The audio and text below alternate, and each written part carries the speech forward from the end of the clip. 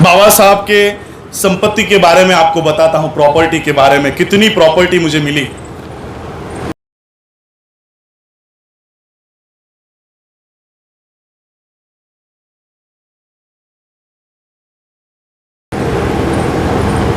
बाबा साहब का जब महापरिनिर्वाण हुआ 1956 को, बाबा साहब अंबेडकर जी का महापरिनिर्वाण हुआ 6 दिसंबर को। तब तक बाबा साहब 4 डिपार्टमेंट के मंत्री रह चुके थे। मंत्री, मिनिस्टर, एमएलए नहीं, एमपी नहीं, मिनिस्टर रहते। आज आपका कॉर्पोरेटर 5 साल के लिए अगर लोकल बॉडी में चुनकर आता है तो अपनी 7 पीढ़ियों को पाल सके इतना पैसा 5 साल में कमा लेता है। तो सोचो, बाबा साहब तो 4 डिपार्टमेंट के मिनिस्टर थे, बाबा साहब ने कितने पैसे लिए होंगे। जब बाबा साहब का महापरिनिर्वाण हुआ, कुछ पेपर्स मुझे मिले, उसमें बाबा साहब का एक सेविंग बैंक अकाउंट मुझे मिला, ग्रीनलेस नाम का बैंक अकाउंट, मुंबई का बैंक अकाउंट, उसमें 15,000 रुपए थे। 15,000 कितने? 15,000। 4 डिपार्टमेंट के मिनिस्टर रह चुके हैं डॉक्टर बाबा साहब अंबेडकर जी की संपत्ति क्या? तो 15,000 रुपए। तो बाबा साहब की प्रॉपर्टी क्या है? कहां गए बाबा साहब के पैसे? कितने रुपए कमाए थे बाबा साहब ने? आज उसका ब्यौरा मैं आपको देना चाहता हूं। ये जो मंच पर बैठे हैं ना, इसमें कोई डॉक्टर होगा, कोई लॉयर होगा, आप में से कोई इंजीनियर होगा, प्रोफेसर होगा। यह है बाबा साहब की कमाई, यह है बाबा साहब की प्रॉपर्टी। आज मैं एमबीए हुआ, पूरे देश विदेश में घूमता हूं, यह कमाया है बाबा साहब ने, यह प्रॉपर्टी है बाबा साहब की। मैं आप लोगों को कहना चाहता हूं, देखो, बाबा साहब ने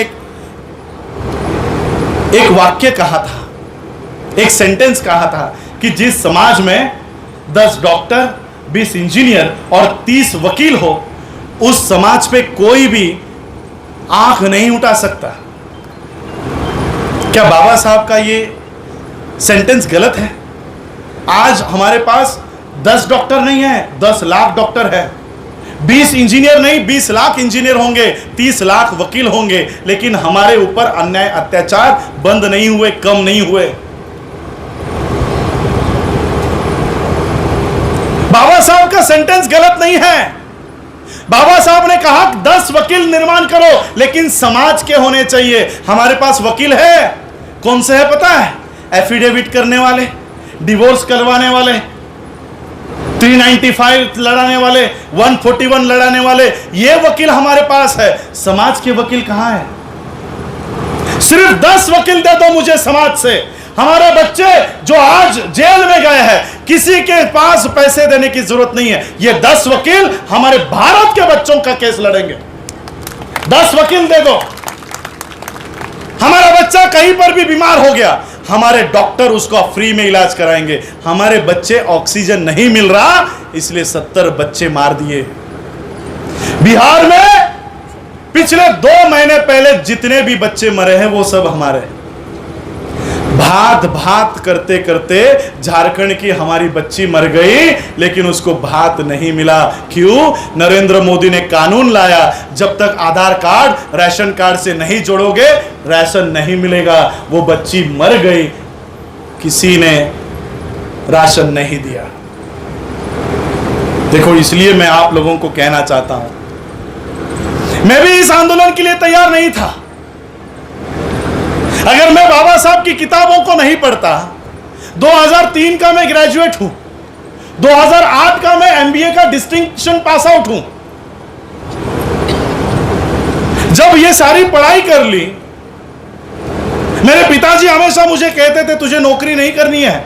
मैं कहता था नहीं, मुझे बड़ी नौकरी करनी है। हमारी आर्थिक हालात अच्छी नहीं है, अगर हमको आर्थिक हालात सुधारनी है तो अच्छी नौकरी करनी चाहिए। मेरे पिताजी ने कहा बड़ा भाई नौकरी कर लेगा, तू मूवमेंट संभालने का काम कर।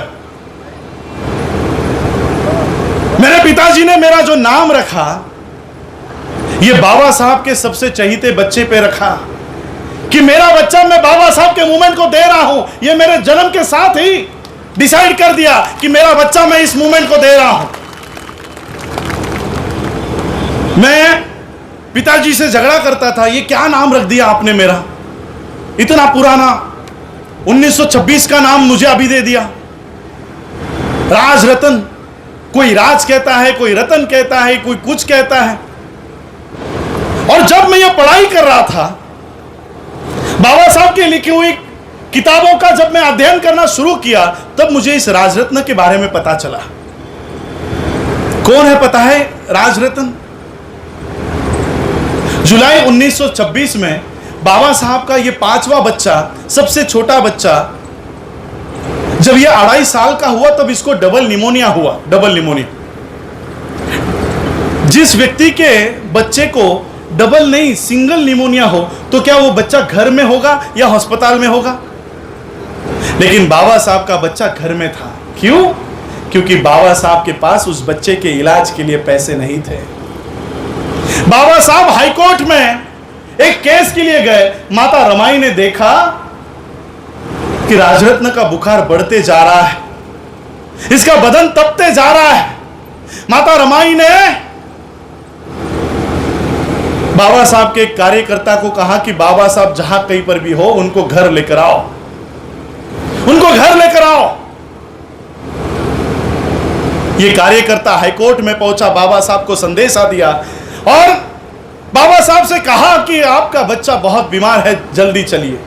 बाबा साहब ने तांगा किया और जिस चाली में बाबा साहब रहा करते थे, 10 बाय 10 की रूम थी। आज तो आपके बाथरूम भी 10 बाय 10 से बड़े हैं।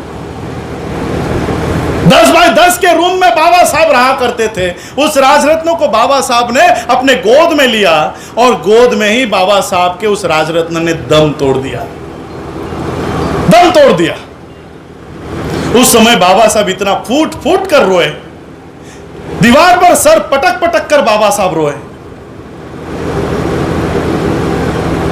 सभी लोग इकट्ठा हुए, लोग, उनको पता नहीं चल रहा था कि बाबा साहब को शांत कैसे करें। अथक प्रयास के बाद बाबा साहब को शांत किया। शांत करने के बाद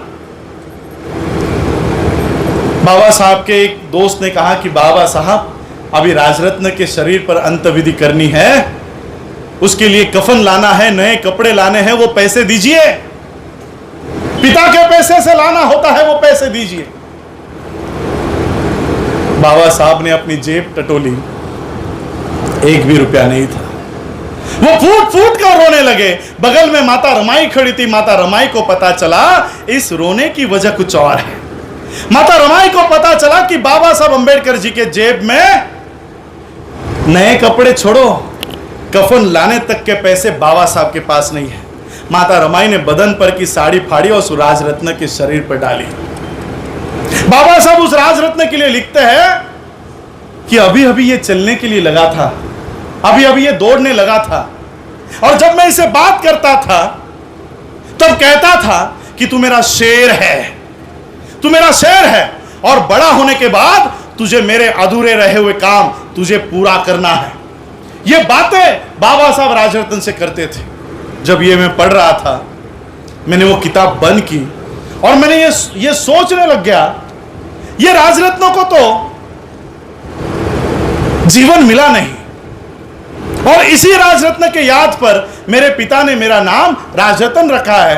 इस राजरत्न को जीवन नहीं मिला हो, लेकिन इस राजरत्न का जो काम बाबा साहब चाहते थे वो काम मैं अपने जीवन में पूरा करूंगा, ये निर्धार किया और बाबा साहब को इस मूवमेंट में उतरा। उस समय एमबीए करने के बाद 8 लाख रुपए की सालाना इनकम वाली नौकरी मुझे ऑफर हुई।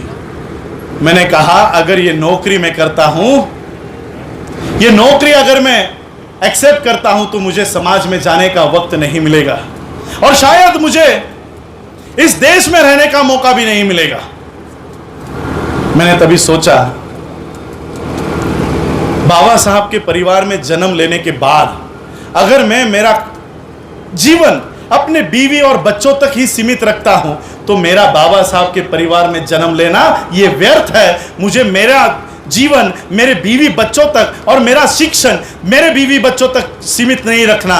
मेरी शिक्षा जो बाबा साहब के वजह से मिली है, यह शिक्षा का उपयोग मैं मेरे समाज के लिए करूंगा, और तब से मैं इस समाज में ये काम कर रहा है और जो मूवमेंट बाबा साहब ने खड़ी की है उसको खड़ा करने का काम